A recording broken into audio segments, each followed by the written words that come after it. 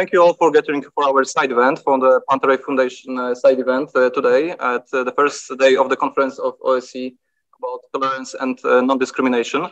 Our event is run by Pantare Foundation, but also the party of our our event is the National Institute of Strategic Studies Foundation from Poland, and also Ad Actum company from United States.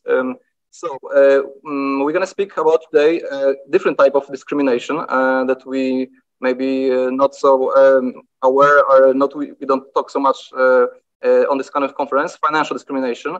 So we're going to speak about the system, that is financial system that we are living in, and we're going to have also some ideas and technical solutions for adjusting the system or changing the system for securing more basic freedom rights, human rights, the whole world. So not further ado, I'm going to introduce our speakers today.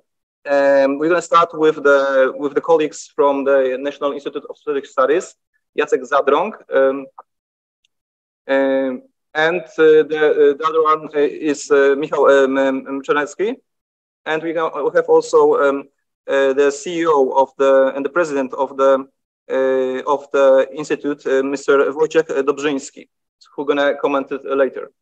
From Ad Actum, straight from United States, Cameron McGregor, that came with some problems because he couldn't have a passport, but the next day, I think, Cameron, you received a new passport. So 5 hours. Five hours before flight. So it's really nice that you are not on the Zoom. Yes. Maybe we're going to have also a connection with Elizabeth Sabatich-Wolf, an Austrian United States citizen, the national, that we're going to have some comments from their side. So the structure of our event is to have a presentation from the Institute, and then we're going to have a comment and discussion led by Cameron, and hopefully you're going to have some questions, so we're going to have some discussion. So 30 minutes of presentation and 20 minutes of discussion. So please, Jacek, could you start your presentation? Good afternoon, ladies and gentlemen. Like Michał said, I'm Jacek.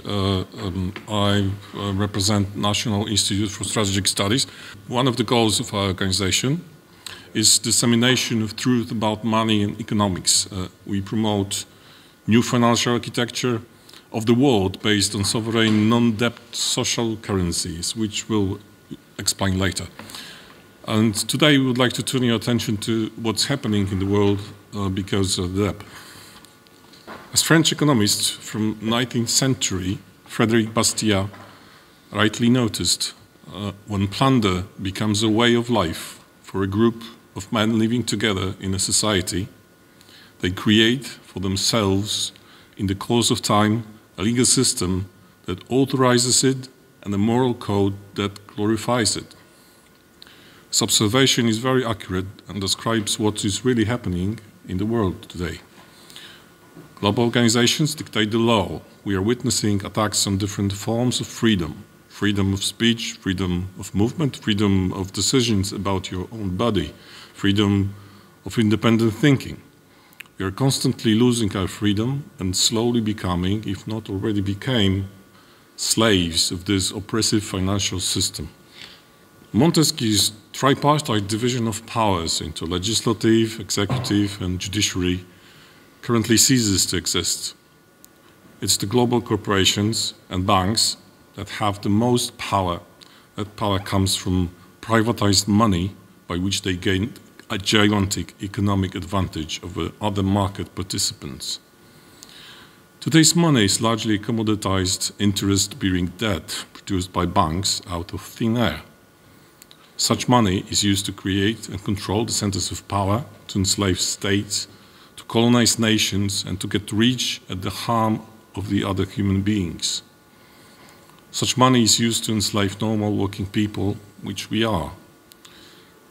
The value we produce is consumed by this constantly growing debt, and because of that, there is too little money in the real economy and too much of it on the financial markets. What we are experiencing right now, as citizens and as people, is a widespread financial discrimination. we are forced to have a bank account, to have a card, and to pay by credit card, and be that care in the interest-generating machine. The money we keep on our accounts in a bank is not really ours, it's the debt of the bank towards us. The cash is slowly taken away from us, our transactions need to be explained and are closely monitored. We are treated by default as potential criminals or terrorists at the airport when we travel, or at the bank when we move our money. It's not only that.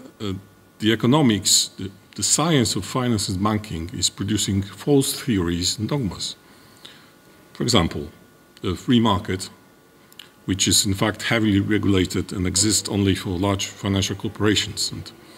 Or another one, dogma of natural law of cyclical economics and crisis, while these cycles are deliberately created and used by corporations and funds to take over fruits of the labor produced by people. This mechanism, sanctioned by science and money, deepen material and social inequalities. The rich get richer, the poor get poorer. The spiral of the debt is dramatically growing and includes states, nations, and individuals. Every goods and services carry cumulated interest of that money, which influences price growth and which is the real source of inflation. Such financial system is designed to collapse, and this is constantly happening in different parts of the world.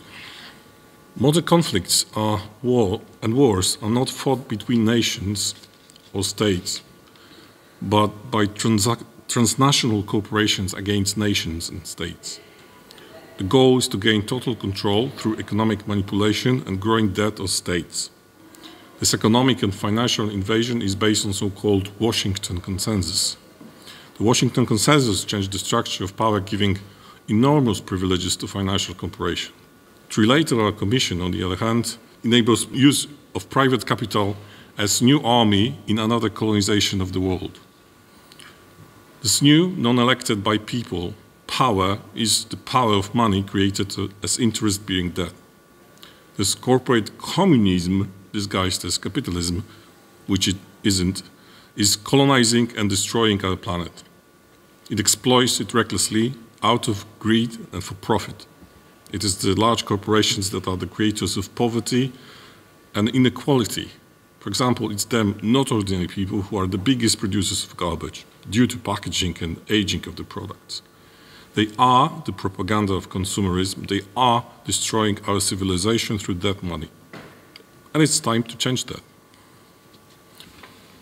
We as an institute are focusing on ideas that could change our economy and help people to regain their freedom.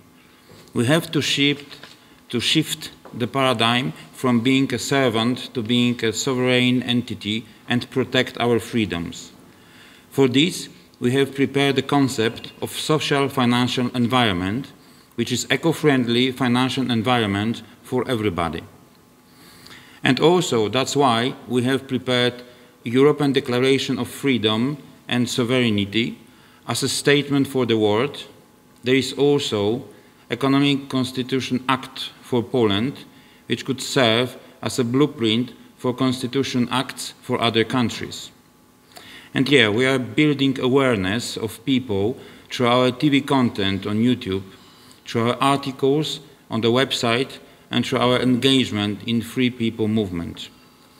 Our foundation takes active part in project that aims to provide software implementation for our social financial platform with our dual currency solution in the form of Hussar and Navicoin social currencies. More about that later. These documents mentioned earlier are available here on the table. You can take it right now, or you can find it on our website. The original idea of cash was to have a measurement of value and the mean of transaction.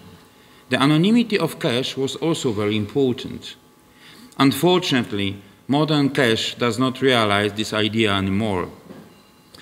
There is no anonymity in each banknote that has an RFID chip that advertise a value and a serial number through NFC network. Such banknote can be set on fire with a microwave beam. This is also perfectly possible for the central bank to make an overnight announcement and render all banknotes worthless because it's just a piece of paper. The good news is the return to the original idea is still possible, but in the new form. A social financial environment secured by the blockchain and anchored in the economical potential. It offers the opportunity to restore people's financial independence. Such an environment will be outside of control of state and financial institutions. At the same time, it will provide transparent social control. Our solution is open source software implementation of social financial environment based on multifunctional and multi-currency distributed database in the form of blockchain. Such solution provides ultra-fast and secure financial transaction. It gives user enough anonymity, which make it a convenient cash replacement. Social currency are not debt-based, so the inflation is totally eliminated. The seigniorage, which will be regained for the community, seigniorage is a difference between the value of the money and the cost of its production. Today, seigniorage is stolen by the commercial bank. Part of the platform security is achieved through the distribution of the data between participating parties and also ability to work in a disconnected environment. Navi project is our software implementation, currently in the making, of social currencies platform as well as an environment for creating and building services around them. We are building this as open source software, which allows for community control and at the same time forms an invitation for co-creation of this platform to all of you. We are aiming at ease of use and performance. Transactions will be instant and making them will be easy as sending a text message. As part of the project, we are creating dual currency financial model consisting of an internal and external currency. Huzar is our internal currency, which is not convertible to fiat money, and Navicoin is our external investment crowdfunding currency, which is convertible to fiat and other cryptocurrencies. In such a model, any exchange of currencies is controlled by the community and by smart contract rules, so big fiat money capital cannot monopolize the market. The first product of the project is NaviCash. It is a multi-blockchain and multi-functional wallet for cryptocurrencies. You can use it without any registration. Our crypted network is made up of network elements, and the wallet is an element of such a network. We store the whole data in wallets. So 500 wallets users make the network fully immune to data loss. We have two options: do nothing, lose our rights and become a slave of the system, or protect our freedom and help to create an alternative economy that others can enjoy with us. So please support our project. It is unique, important, full of potential, and can change the world. You can also become part of it and be that change. So please join our cause. Here are our contact details and our bank account number. Okay, thank you guys for this introduction of your approach to the problem of corporate monetary system and also your solutions, not only ideas but technical solutions. I'm gonna have some questions. If you're gonna have some questions, please write it down. We're gonna have a session of question and answers later. Now we'd like to move to Cameron McGregor. That is also an entrepreneur, also investor. That's running a practitioner from the business side, we can say, because you're running Cameron venture capital also. But you also, your organization Adactum is also working in the fields that the guys were saying about advocating for free speech and basic freedoms. So could you give like a short introduction what you are doing, and then kind of your comment from the United States perspective, because it's the core of the system that we are living now. Thank you. First, thank you for inviting me. It's always a privilege as an American to come to Europe for, if not many reasons, at least two. One is your food is much better than our food, I have to say. Secondly, your transportation systems and the trains are always lovely. So I really appreciate coming to Europe, because in the United States, you have to travel by car, and that's never fun as traffic gets worse. So I'm very grateful. And Vienna, for me, has always been sort of a home away from home. And what's always struck me when I come here is that when I go to Barcelona or I go to France or what have you, people always come up to me and speak in English because they assume I'm an American or I'm British. But in Vienna, they always come up to me and speak in German because I think they assume that I am Austrian. So I always take that as a compliment. I run a organization, I run a nonprofit, I run a for-profit, I run essentially a movement that's encased in a company called Ad Actum. And you can look up more about this organization at adactum.co. There are plenty of videos there and so forth. The inception of Ad Actum is actually somewhat of an interesting story because it began really in 2019 traveling the world. And I did so in part because I was familiar with some degree of censorship happening. Part of that was because I was always consuming YouTube. I was on Twitter and various platforms like that. And what I recognized is that over time, some of the folks that I was following would disappear or their content was removed. And this, of course, posed a question. Why was that the case? And as I traveled, and I was in Tokyo, Japan, I was in Hong Kong, China, I was in Bangkok, I've been all over Europe, you hear the same recurring theme. And that is that there is a war on free speech. And that war is being waged through financial discrimination, which is the subject that we're here to discuss today. The American story in this financial discrimination really is the story, I'm sad to say, because discrimination is, in a financial sense, has started really in the financial sector in the United States. And it's only escalated in recent years. And that's something I'm going to talk more about in just a moment. Really, I think the genesis of this story begins with the Patriot Act. And some of you may remember the Patriot Act some 20 years ago as a product of 9/11, which was a major turning point in the history of the United States. The Patriot Act gave unprecedented powers, legal and in many cases illegal, to surveil their own population. And importantly, the mechanism by which they engage in that surveillance is going to be a collusion between the corporate structure and the government.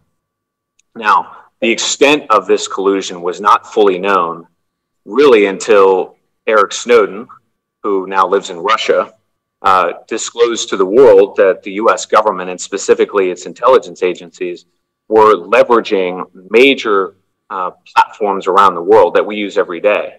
Google being the most prominent, but there are many, to surveil our information. This was quite a shock. I'm not sure it should have been a shock, but it certainly was a shock to the world. And the consequences for Snowden were severe, which is why he endeavored not to be a whistleblower and simply defect from the United States. So that should give you some sense of the magnitude of power that he was up against.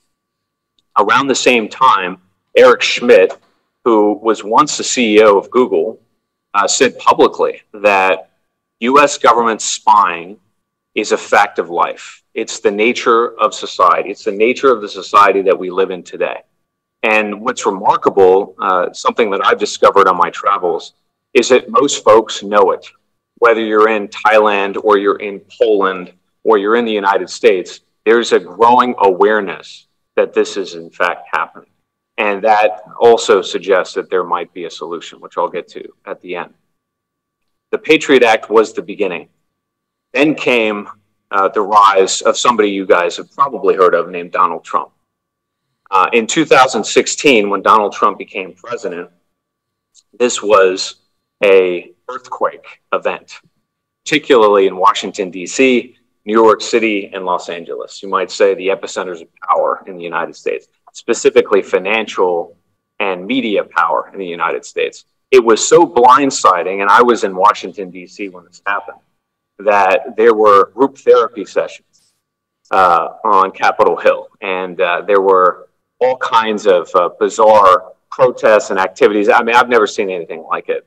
That's what essentially happened, because it was such a shock to the system. And even folks that supported Donald Trump never believed that he had any chance to win, in part because he had no real support from mainstream media, right? The major corporations were aligned against him. So when it happened, this was a tectonic plate shifting. And the powers that be, the corporate media in particular, but also a lot of the financial corporations, were puzzled at how something like this could happen. And what they discovered is that on YouTube and on Twitter, there was something that they eventually coined the Alternative Influence Network. This was an organic cottage industry of new media, of new thinkers, of new products, of new ideas, new, you might say, startups that were broadcasting the truth to the world, or their version of it, however you want to see it. And this Alternative Influence Network was a threat to corporate power. It was a threat to the mainstream media. And to some degree, it was a threat to the financial sector. And I'll get to that more in just a moment.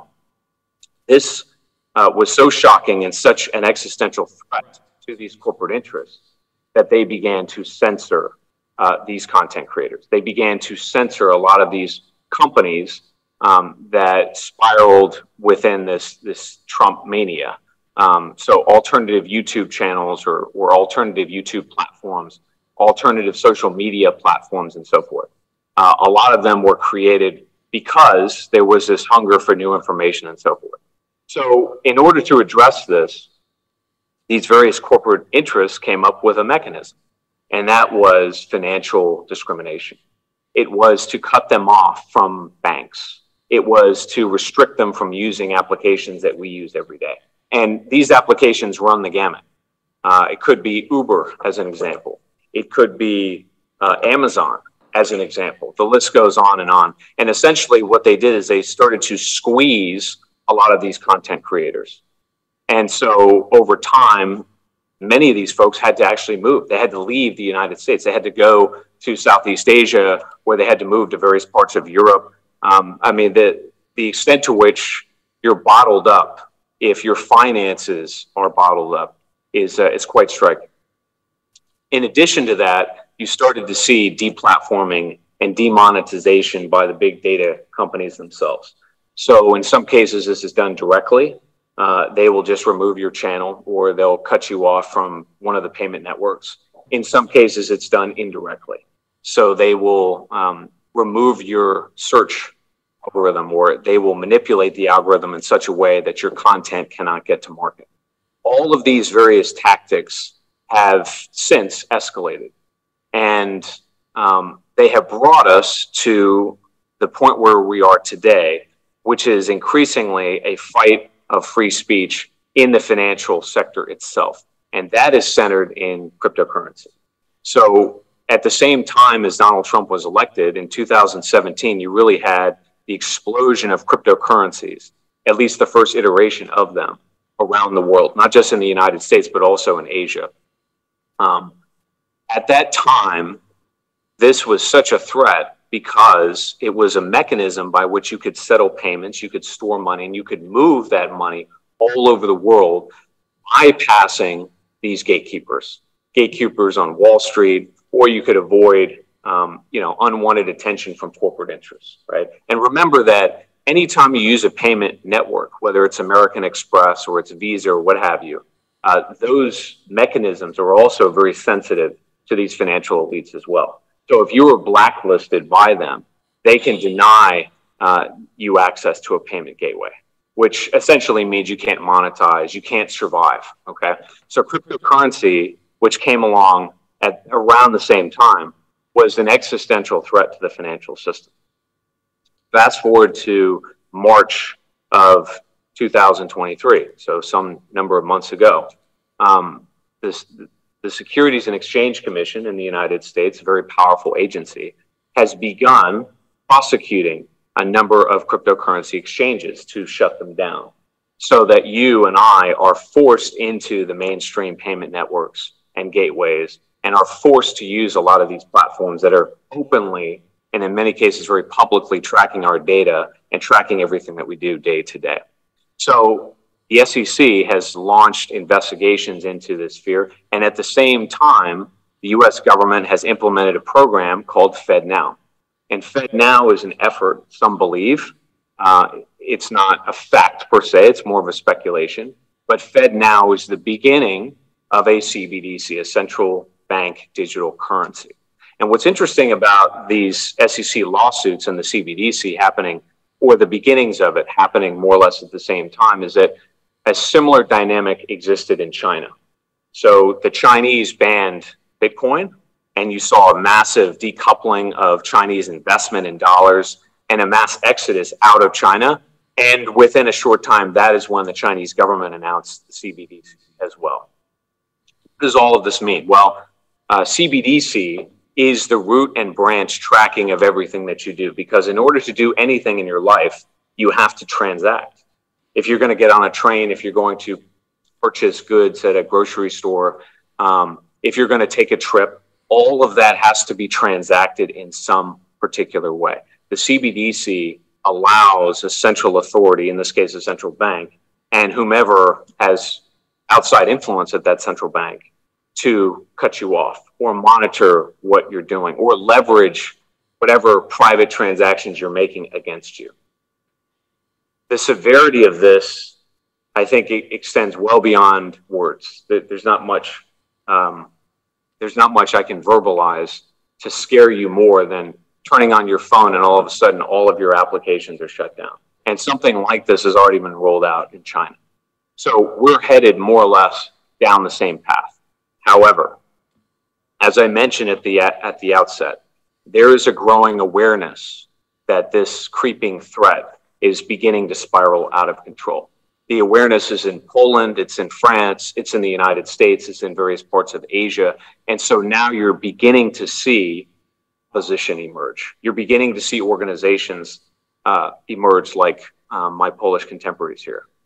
Ad Actum's strategy, our view, our outlook, is that we cannot fight this in any one particular way.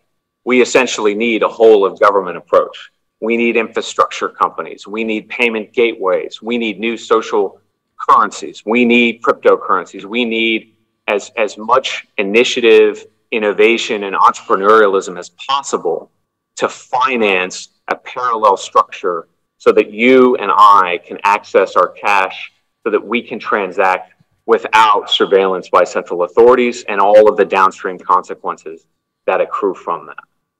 I am actually very optimistic that we're going to win this fight. And in part, the reason I'm so optimistic is because the financial system as it stands today is unsustainable. In fact, I believe it is self-destructing as we speak.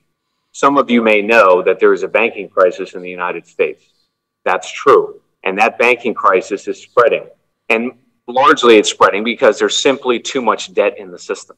As they said in their presentation, that debt traps you in a system that coerces you to get a job, coerces you to live in a certain place or do certain things because you're under so much debt, you can't get out. Well, this system, in my assessment, is nearly at its end. And that's why you're beginning to see rumblings in the financial system. You're beginning to see banks fall apart. You're beginning to see insolvencies and bankruptcies. And you're also seeing economic challenges emerge. Something like 60% of all new mortgages in the United States are having trouble paying that mortgage. So these are households that recently contracted a debt to buy a home. They can't afford to finance the payments to stay in that house. And you can imagine that after decades and decades of accumulating debt just to stay afloat, American households, which are on paper the richest in the world, we are in trouble. We're sinking fast, which means we've got to get off the Titanic and we've got to get onto a lifeboat. And that is also why I believe that the US government has a fight on its hand with a lot of these cryptocurrency companies that are beginning to lawyer up. They're beginning to spend huge amounts of money fighting the US government on this matter. And they're not the only ones. Similar legal battles are being waged in Europe. And you're seeing the emergence of new media that's increasingly strong as well. Some of you are I'm certain, aware that Elon Musk recently acquired Twitter, which is a very big deal. It's a permutation in the media landscape in the United States. So you're beginning to see opposition gain momentum. Our view is that that momentum can only be sustained if we have an organizational wrapper around it. So we need to consolidate and coordinate all of the resistance, whether it's in Poland or it's in France or it's in the UK or it's in the United States. We all have to fight this together before it's too late. And I believe that the ability to do so today is greater than it's ever been. And part of the mechanism that we do that is venture capital. So we need to raise capital to finance organizations like theirs so that they can scale. Thank you for your attention to this. I hope this was informative, and I look forward to your questions. Thank you, Cameron. It was really informative. So now we're shipping to the questions. If you have questions, please raise your hand and then say which organization or state you are representing.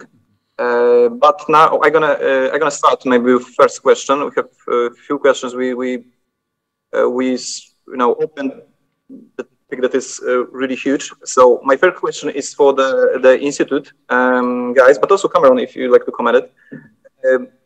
Is there any consensus between the freedom of social currency and the claim, like general claimed need of security of financial transaction that is controlled by banks and states? Do you see this? Could be a consensus. There could be because yes, this is my question. Maybe for Jacek and Michał.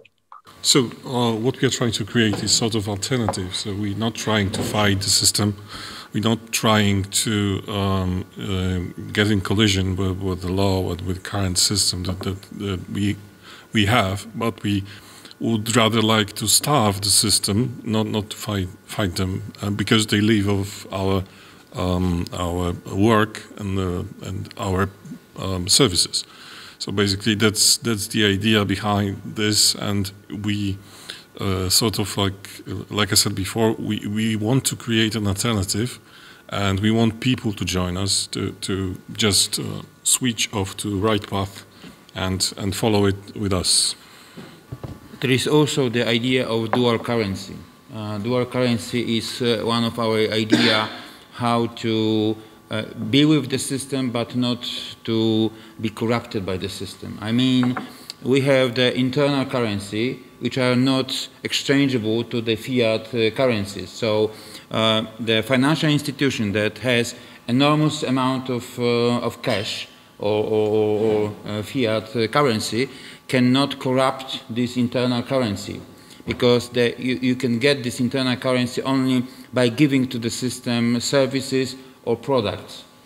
But there is also another currency, this external currency, that are exchangeable to the fiat currency, because some kind of cooperation is necessary. You cannot, in small society, to produce 100% of the product and the services.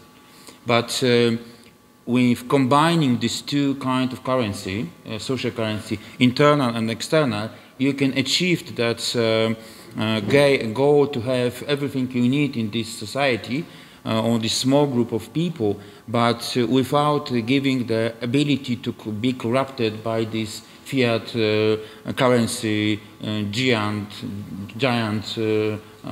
owners. I hope that it's answer to your question. Okay, and Cameron, I would like to follow up this question to the guys, because you said there is also the kind of general narrative in the mainstream media, of course, but also by the state officials, by also international organizations like OSCE and so on, that this new alternative currencies, like the cryptocurrencies, for instance, are used by criminals, for instance, to not legal acts. How do you defend this social or sovereign currency system or alternative services to these acquisitions? Yeah, so this is a common criticism leveled by very corrupt powers against an innovation, a financial innovation. Most organized crime in the United States uses dollars. They don't use cryptocurrencies. And in fact, to some degree, you shouldn't use cryptocurrencies because there is a decentralized blockchain that has a ledger of everything that you're doing. So, and we know that in some sense, this is true because the US government has actually leveraged their access to blockchain technologies to track criminals, right? So this has happened over the last 12 to 24 months. I believe there was I think it was a Russian company that had actually engaged in some kind of financial crime against a Texas oil company. I forget the details, don't quote me. But because they were transacting in crypto, the US government was able to track it. So actually speaking, no, if you want to commit crimes, the best way to do so is probably in cash. It's not going to be in cryptocurrencies. That being said, what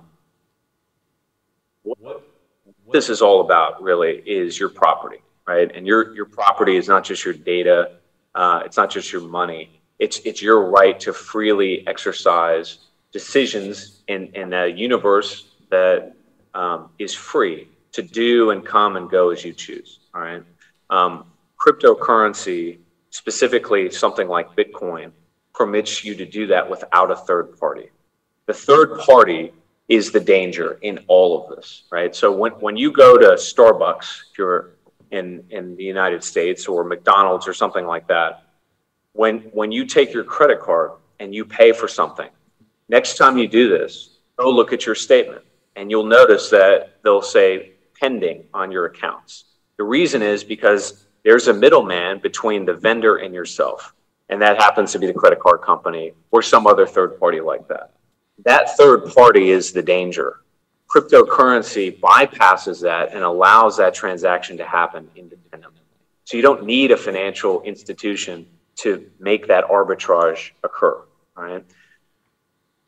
Right now in China, they have a system, some of you are probably familiar with it, it's called the social credit system. And the social credit system is sort of like a credit score in the West. But what it does is it rank orders people according to any metrics that the government decides. So your law-abiding character, or whether your neighbors think you're a good citizen. And this dictates your access to capital, okay? It dictates your financial empowerment or disempowerment, as the case may be. The reason why there is such an effort to undermine and impugn these new currencies is because they allow you to escape that system. They allow you to eliminate that third party, which, bear in mind, whether they have menacing intentions or not, they're making a profit from this. So in some sense, it's also an inefficiency. That third party is no longer necessary. And my sense is that the world is increasingly aware that this is the case. And so I think we're on the cusp of a generational shift in a new direction that's going to decouple from a lot of these third parties that are not just making a huge profit at our expense, but also have this backdoor capacity to turn our lives upside down. Okay, okay. First question, please. Please introduce yourself and click. My name is Carlos Fité, and I'm a representative of the Catalan National Assembly. And we are Catalan independentists. We want to break away from Spain because we used to be an independent country. And what happens is we are targeted constantly by the state. For example, this is my cellular phone, and I bought this to block the signal when I don't want them to follow me. I don't use credit cards for my private things. I always use cash because when I bought the tickets here, or I bought my lunch or whatever, the train ticket to come here, I just put a 10 euro bill and I got the exchange and nobody knows who paid. So I value highly my privacy. I lived for 5 years in the US and in the late 80s and early 90s, before the cellular phones. And I remember a big issue about if it was really legal to have the phone number of whoever was calling you on the screen of your telephone, because that could be an invasion of your privacy.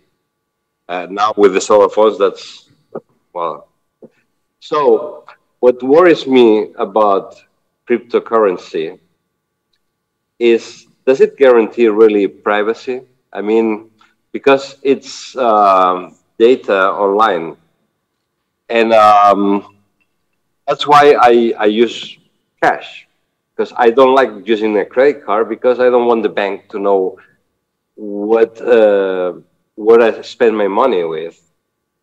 So how do I know really that nobody knows if I use cryptocurrency? Yeah. First of all, I have bad news for you. If you pay with euro, you are not anonymous anymore. In each euro banknote, you have RFID from Hitachi Corporation that gives information to the state not only about the bill, I mean the amount of money, but also serial number. And this is connected with, in the big data, with the camera.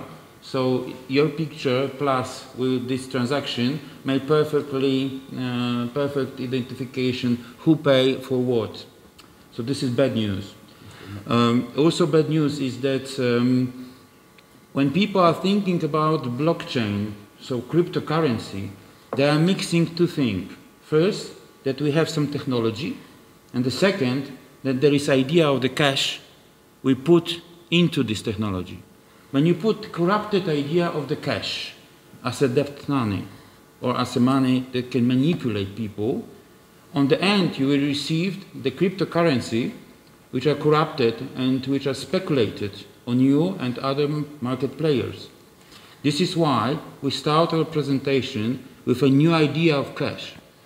When you start a new idea of cash, which is controlled by society, by smart contract. So you put all information about what this cryptocurrency could and could not do as a public and unchangeable contract. And then you add this technology of blockchain to secure that nobody can change it from that moment of publication of that smart contract till the end of their days. This is something that you need to get used with. This is the new idea. And the other part of our solution is that you decide what kind of information about your history of transaction you allow for other players to see. So you regain your privacy, so you can on this wallet decide that all this information are not available anymore. It's not make the security of this currency less, because you cannot forget last transaction. Because on the blockchain, you probably know that the blockchain means that there is a chain of transaction. So because this chain is built of this small transaction, you cannot change the past transaction. This is why we know that your value of your wallet is exactly that amount. But in actual cryptocurrency, like a Bitcoin, the history of all transactions is stored. We change it with our idea because we decide that we would like to put this anonymity control, or the control of the privacy, to the user. So you decide what kind of information will be seen for anybody from your wallet in our solution. It is answer to your question. How do you manage your money with a card? And is it good for small amounts, like €1, €2, for a newspaper, or is it? There are two things you should. I was shocked with. One, when my friend goes to China and would like to buy two small things to eat. It costs like a fraction of $1. And the lady giving him the phone to make the electronic transaction. It was shocking, but when you think a little bit, it's something that are coming. This electronic form.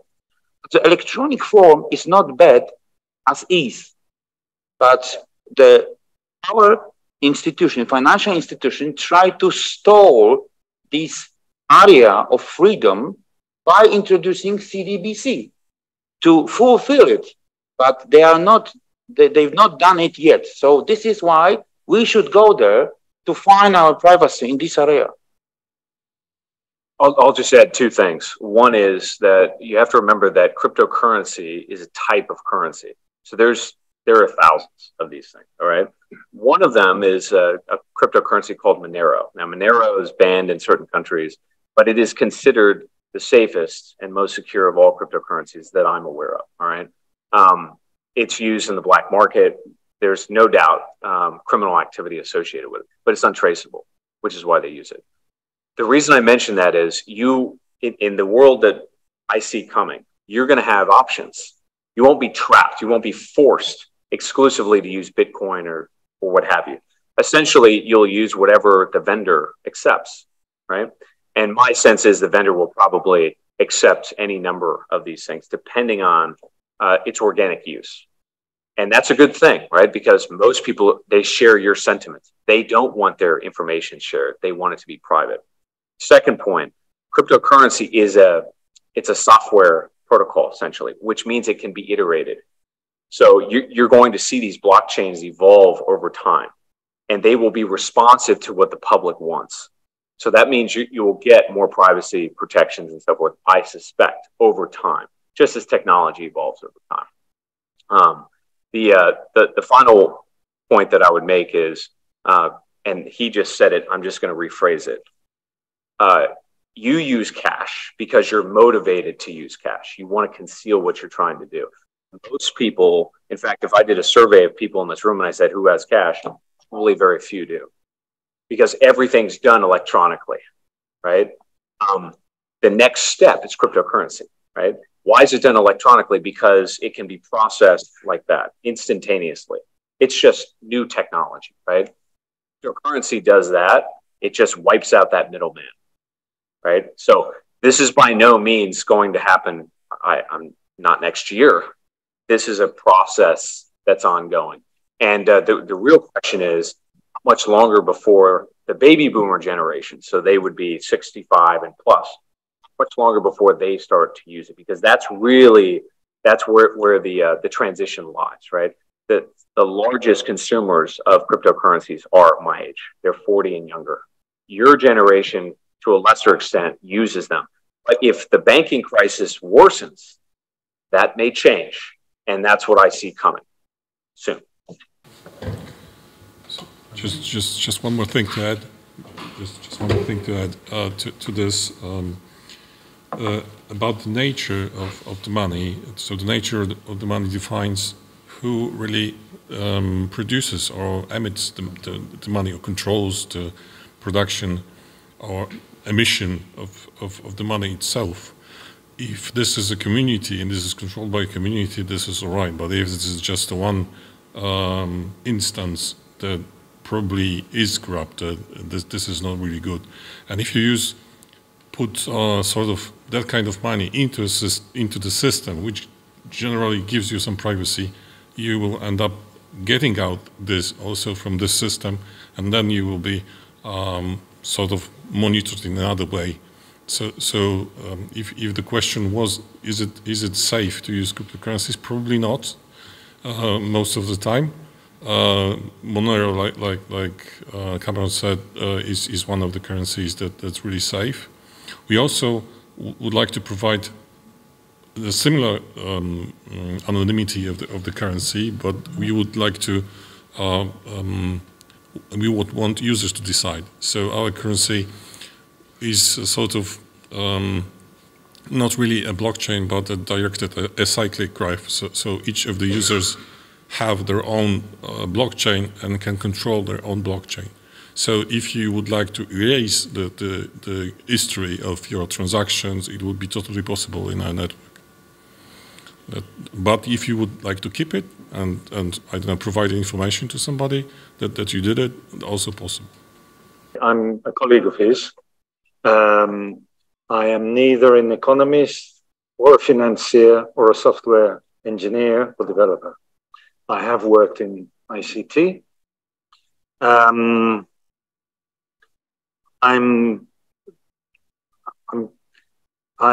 hearing two very different narratives here. One is a more secure money. We have to remember that money basically is a fiction that society has invented. We all put our trust in it. Okay, even on the dollar bill, it says "In God we trust" or something like that, I think. We simply believe that has the worth it may or may not have. And whoever who receives that also believes the same story. Okay, so from one side, there's what is money, either cash or electronic coins or whatever. If we believe in Bitcoin or in whatever cryptocurrency happens to be, we're going to believe that, and it's going to be worth whatever we consider it's worth. The problem I have is that as I say, there are two narratives here. One is the development of this new currency, which is a cryptocurrency like Doge, like Bit, like so many others that have been involved in very questionable forms of dealing, not in the transactions, but in the investments. As people have been buying up because they believe that it's going to. How would you be controlling that?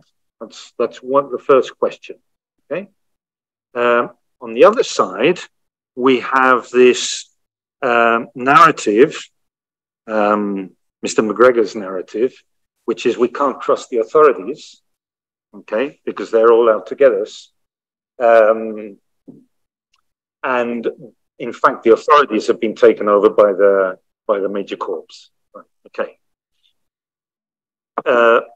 Mr. McGregor mentioned that this all began with the Patriot Act. Now, I'm going to sound really liberal as far as Mr. McGregor's concerned. He's liberal. And I may sound sort of social democrat to the others. I think that it all began with deregulation of the financial sector. That's very clear. That's where the big banks started taking over.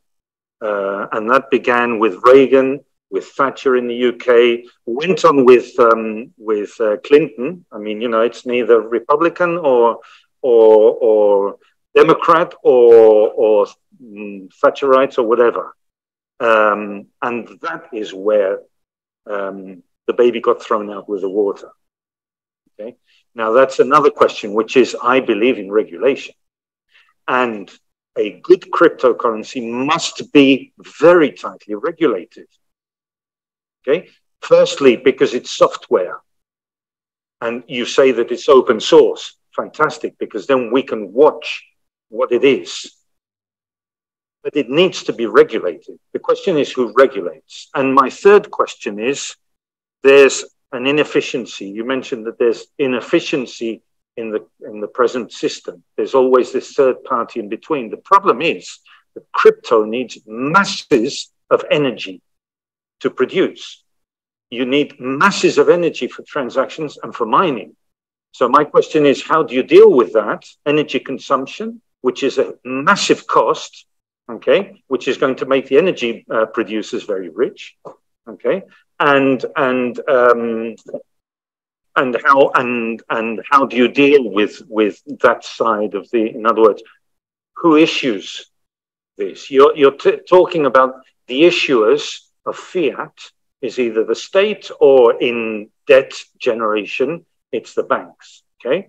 They're inventing money. But as I said from the beginning, money is invented anyway. Okay? It's a fictitious thing anyway. Who is going to be issuing this new social cryptocurrency? Very shortly, First of all, our idea of social currency is based on the potential of the society that raised that currency. For example, you are a group of people with your identity, and if you want, on this platform which we prepare, you can raise your own currency based on your potential of your people. So everybody that are coming into the system need to, in the registration moment, to say what he can do as a services or product and what price, and then he go into the system, receive this cryptocurrency, this social currency, but based on his potential that he's putting in. So there is a value when you start when you become part of this currency. This system are quite well. We think it's true how to do this to make this potential. This is first thing. The second question, Jacek will say about this security, what you ask, and this energy, because in this, when you create this smart contract, there is no special energy needed for creation. Jacek will tell a little bit about that. And one thing about the control, when you have the open source, it gives the ability to be reviewed by the people in a very efficient way, and the society that creating the smart contract for particular cryptocurrency, they decide about the features of this currency. Very shortly, thank you. Okay, so let me just address the problem of energy. There's no really problem with our technology, because this was related with Bitcoin and their technology with the blockchain. In order to attach to a blockchain, you had to compute a very difficult function, so that costed energy. But in our case, there's no such thing. So anybody could update their own blockchain, and there's no energy cost related with it. So there's no such thing. So if you ask who defines the rules, the rules are defined by the emission or in the form of smart contract. So there are the rules, they are not changeable. So if somebody emits the token, this token has its own rules that define the usage, basically, and that's it. And people can use it or they won't use it, I don't know, because of the rules. But in our system, we use two currencies. So one currency is internal currency, which is not really exchangeable. It is exchangeable to only one currency, which is investment currency, and the other currency is a transaction currency. So you cannot really have this sort of mode for the currency that you invest in. No, the transaction currency is just for the transaction, and for the investment you have a different currency. So it's not like you would accumulate a lot of transaction currency, and you would invest in a different form. And investment currency also carries the value of our whole platform, so it would grow if more users would come into it. So that's basically the basis for the value of our platform. So it's not really something defined by somebody. It's defined by the community who uses the whole platform. I don't know if I explained. Cameron, you would like to comment it? Yeah, I'll just be brief. So firstly, regarding the deregulation in the 80s, that's true. That did happen. I'm not sure that is, it's certainly in the background of what happened. This is censorship is a sliding scale, no question. And you could demarcate different periods of time. But the Patriot Act was, in my judgment, altogether different because of the collusion between government and corporate interests. The 1980s was a period of deregulation. It also extended into the 90s with Glass-Steagall being repealed and so forth. That created all kinds of corruption, but I think that was largely centered in the financial sector, and there are many consequences for that, for sure. The second point is, you mentioned that currency is a social construct, or it's effectively whatever the population believes it to be. That's half true, I would say. The mechanics or the characteristics of the underlying currency matter a great deal as well. I'll give you an example with gold, right? Most of the world believes that gold is money, but it's difficult to transact gold. You can't, go to your local market and pay for Starbucks in gold.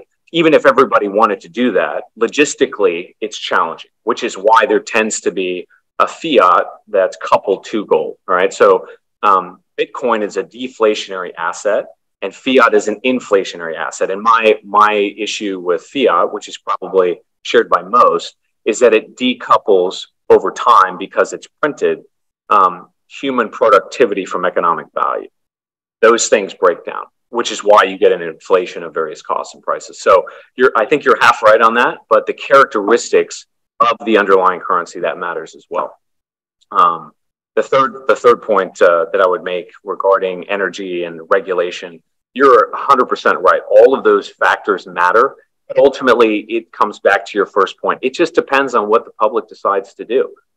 That is going to be driven, and this is my central case, less by the attractive nature of Bitcoin or cryptocurrencies and more by the existential financial crisis that we currently face.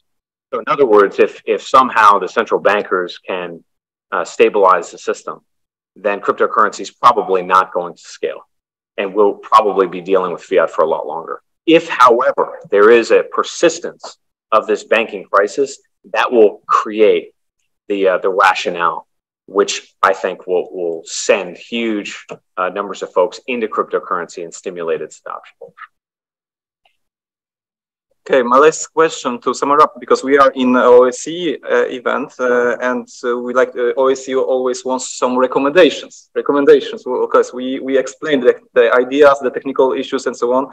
So what you guys can recommend OSCE, that's the states that are in OSCE should have some commitments regarding this, to fight this financial discrimination. Maybe there should be some analyze by OSCE agendas this issue. Maybe there should be some I don't know, conferences or maybe some documents and that acknowledging these problems and this kind of. And for the states, should there be, the question, any regulations, and what kind of regulations they should be for maybe not the currencies, the crypto currencies, the alternative currencies, but how to use them to not to fight with this narrative that is for criminal use, for instance. So if you can, or for speculation, like for investment, like you said. So please, like shortly, and we're finishing. So we have prepared two proposition of documents that are on the table. But shortly, we generally say that private money should be banned, and generate the sort of generating money out of debt should be banned. And that's the whole lot of problems that generates. So yeah, that's it. I think that it's important, especially for that organization, to help us to educate a small voice like our voice, because it's small, especially now, and provide this voice also to the state, especially to give us a space for any kind of experiments, because too tight regulation, especially about money, that I called anti-terrorism, block any kind of alternatives for the banks that are generating debt money and giving us the debt spiral that we are all stuck in. So I think that these two things are quite good recommendation for organizations that are host us today to help us to grow, to have alternative. Thank you. Yeah, the first point that I would make is that unfortunately, free speech has become a very politicized issue. And in the nature of the world we live in, that I suppose is inevitable. But actually, free speech, which today has become a more right-wing issue, was once a left-wing issue. It was championed particularly in the United States during the 1960s. So we should treat free speech, in my assessment, as expressed with this financial discrimination. We should treat it as a nonpartisan issue. And we should raise attention to people who are targeted for their political views. And that is a growing chorus of folks around the world in all kinds of countries. When your money can be attacked, that's your property and it's your access to the modern world.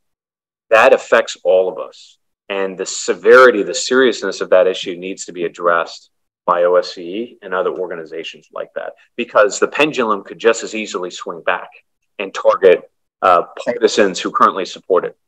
So it is very dangerous, Orwellian Pandora's box, and we need to discuss these issues in public without condemning people for their views. So we understand that governments and corporations and financial institutions must have some regulation or some rule book by which their power is limited. We have a question from the president of the National Institute of Strategic Studies, Wojciech. And then I have a question to you. This system just collapsed because of debt currency. It's a main problem in the world. But understand this, a few people, and interested the fewest. Tell me why. Okay, I think it's an open question, and we're gonna leave you, the viewers, and all the participants with this question, because I think it was fascinating discussion, because it's a kind of a discussion for the future and what's happening now in the world. So hopefully we open this discussion for also international organizations like OSCE that should, I think, look into it personally, make an educational project, and maybe analyze this topic, and we can move forward, because this financial discrimination is also a base of discrimination in different fields. Basic freedoms that is, of course, in the European Treaty of Human Rights, but basic constitutional freedoms. So I think it's important to talk about. So of course, we didn't use the whole. We only have 1 hour, but if you like to join us, I'm speaking to the participants to our follow-up event. We have a follow-up event in Vienna at 19 with a glass of wine. So you are all invited by Christian Seitz from the Vienna Akademie Bund, so the Vienna Academic Association, that is also a party of our event. So if you don't have any plans for evening, join us today at 19, and we can talk more about those crucial issues. Thank you all for joining us, and have a good, great conference. Thank you. Thank you very much. You guys, we discussed about 5 hours, so please contact us, because we have a lot of answers, but we need a short presentation. Of course, we have a process of the idea how to create the values for these countries. For example, we were from the group of people in the Spain, so when you try to separate this, I know, when you take all these people and money, the social currency for your group of people, you are a giant.